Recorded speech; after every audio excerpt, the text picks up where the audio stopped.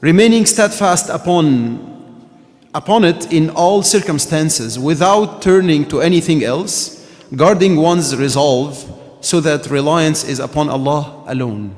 So التمسك بحبل الله المتين والثبات عليه في كل حال وعدم الالتفاف إلى غيره من الوسائل أو السبل مهما كانت مغرية مع إحكام العزم على ألا يكون الاعتماد إلا على الله وحده. So what do we mean by al-i'tisam based on the book of Allah subhanahu wa ta'ala? What did Allah subhanahu wa ta'ala say about al-i'tisam? Allah subhanahu wa ta'ala said in the Holy Quran, وَاعْتَصِمُوا بِحَبْلِ اللَّهِ جَمِيعًا وَلَا تَفَرَّقُوا, in Surah Al Imran. And hold firmly to the rope of Allah subhanahu wa ta'ala all together and do not become divided. So here, Allah subhanahu wa ta'ala is ordering us to hold firmly as a group, all of us, to the rope of Allah subhanahu wa ta'ala. And obviously, there is here a stress on holding firm while having knowledge. So how would you hold firm to the book of Allah subhanahu wa ta'ala and to the rope of Allah subhanahu wa ta'ala without educating yourself about who is Allah? How do you hold firm? What is the path to Allah subhanahu wa ta'ala? What are the names of Allah subhanahu wa ta'ala? What are the orders of Allah subhanahu wa ta'ala? What did Allah forbid us from doing? All of these things. So you cannot hold firm onto the rope of Allah subhanahu wa ta'ala without education, without knowledge. فَاعْلَمْ أَنَّهُ لَا إِلَهَ إِلَّا اللَّهِ. So knowledge is a key here. And the other thing which is extremely important, so without division or distraction. So جميعا, so here unity is extremely important, which means you cannot, another way of saying it is that Yadullahi ma'al jama'a, there are many ahadith, Yadullahi ma'al jama'a, and so the Allah subhanahu wa ta'ala's hands are with the group. So Allah is always with the group. You can never be right if you are opposing all Muslims. If you are opposing everyone, know that there is something wrong. Know that there is something wrong. So knowledge here is extremely important, and you need to be always with the jama'ah. And the other thing, Allah subhanahu wa ta'ala says in the Holy Quran also, وَمَن يَتَوَكَّلْ عَلَى اللَّهِ فَهُوَ حَسْبُهُ. And whoever has reliance upon Allah subhanahu wa ta'ala, so Allah subhanahu wa ta'ala is sufficient for him. So we ask ourselves, holding firm onto the book of Allah subhanahu wa ta'ala, or holding fast onto the book of Allah subhanahu wa ta'ala, what are its stages? For sure it will have stages. What are these stages? So the first one is heart conviction. So al-i'tiqad al-qalbi, that you are certain, you have certainty that none suffices except Allah subhanahu wa ta'ala. That you can never depend on anyone, any deity except Allah subhanahu wa ta'ala. That no one and no entity will be sufficient to you but Allah subhanahu wa ta'ala. So this is how you would hold firm and hold fast onto Allah's rope at your heart level. But then, does it stop at the heart level? No. It moves on to the second level, which is التمسك بالكتاب والسنة, clinging to Quran and Sunnah, making sure that, making Allah's guidance the definitive way of life. So you cannot have Allah subhanahu wa ta'ala as the center of your life and having your life completely circling around Allah subhanahu wa ta'ala without sticking to the book of Allah subhanahu wa ta'ala and the sunnah of the Prophet ﷺ. And the third one here is morals, character. That needs to reflect on how you handle yourself, how you behave. And this is where al-i'tisam fi suluk wal-akhlaq. So this is practice in conduct. Your conduct would be based on Quran and Sunnah. And now we ask ourselves that regular question. What are the implications? What would this lead to? And the first one here is obviously inner peace. When you know that Allah is with you all the time, when you know that you are not trying to please anyone but Allah subhanahu wa ta'ala, when you know that at the end of the day you are only seeking Allah subhanahu wa ta'ala with every action that you are doing, you will simply have an inner peace. You will have tranquility. You will have no elimination of confusion and of unrest.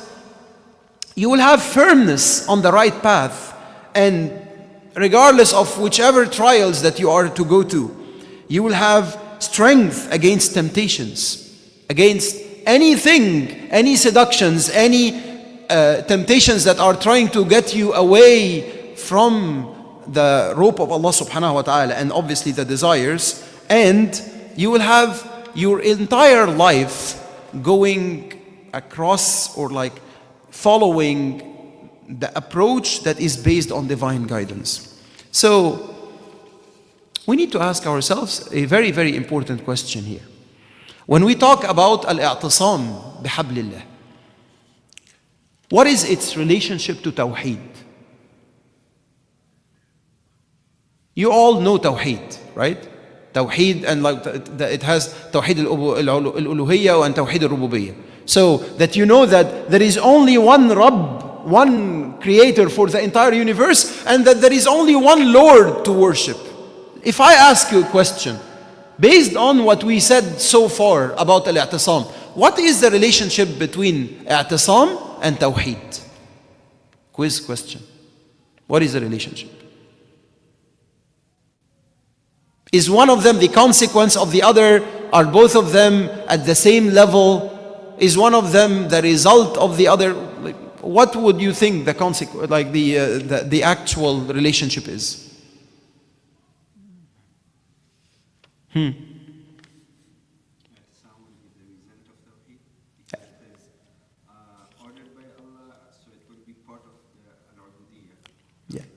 Yes. Al-i'tisam, jazakumullah khairan. Al-i'tisam is the embodiment of Tawheed.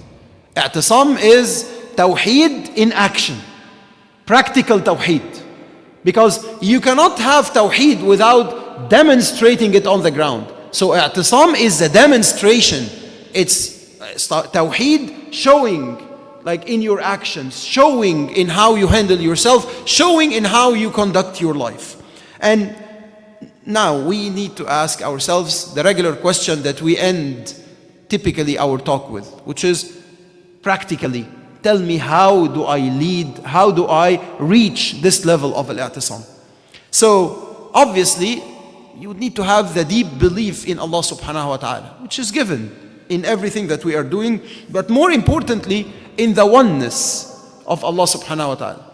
That no one can harm you but Allah subhanahu wa ta'ala. No one can benefit you but Allah subhanahu wa ta'ala. No one is worthy of being pleased but Allah subhanahu wa ta'ala. Being obeyed but Allah subhanahu wa ta'ala. That's number one. Number two, living Quran. Subhanallah, in each and every one of these stations, living Quran, not reading Quran, not memorizing Quran, not understanding Quran, living Quran. And subhanAllah, we are approaching the month of Quran. And this is where we need to set our intentions, that in order for me to hold firm onto the book of Allah subhanahu wa ta'ala, or the hold firm onto the rope of Allah subhanahu wa ta'ala, I need to live Quran.